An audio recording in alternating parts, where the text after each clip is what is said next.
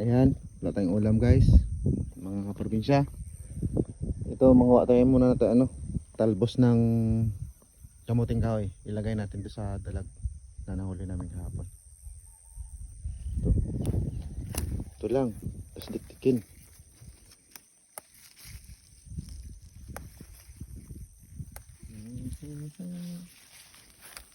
Kapag dito ka sa bundok, hindi ka talaga magutom pag marami kang pananim.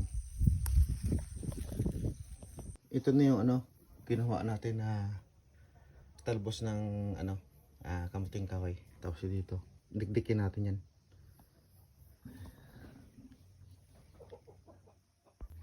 Ito na yung dikdikin natin siyang ganito. Tapos gataan. Tapos lagay natin yung dalag.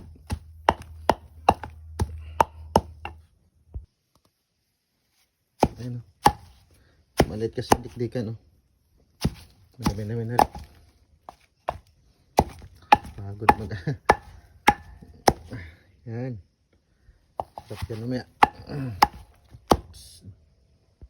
Yan, malapit na matapos si Nip-Nip nangalitan ako Nip-Nip may paltos yung kamay ko. Sarap to mamaya. Ito na yung dalag, inihaw, tapos gataan, swabe.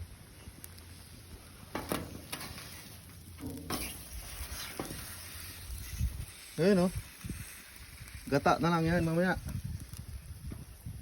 Tapos na namin inihaw. Tapos ito, himayin na lang, tapos ilagay doon sa may talbos ng kamuting kahoy. Edit mo yan para continue. Ha? Okay. Ito na yung tanglad, siyempre hindi mawala yung tanglad yan para mabango. Yan yan, lagay natin to. Tapos gata na lang mamaya.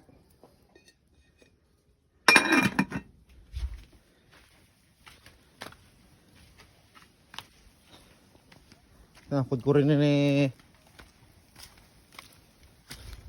nip-nip yung nyug.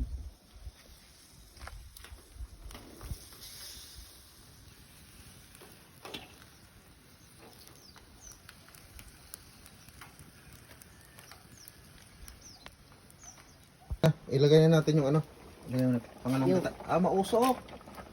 Iba talaga pag nasa bundok ka, walang gastos. Yan. Ang gata. Pag kumulo, ilagay na yung pangalawang gata. Pakuluin muna natin. Yan. So, ilagay na natin doon sa para na. Nakita pa yung abuhan mo. Ay ganyan talaga. Abo talaga yung bundok. Ay bundok man tayo. Pasok ko. Yung iba dyan maglaway na nito. Yan. Nakita mo. Yan. Yan. Tapos yung last lang. Gata. Yung pinaka Ilagay na natin yung yung unang gata. Yun Yum yum yum. Pag kumulo, okay na.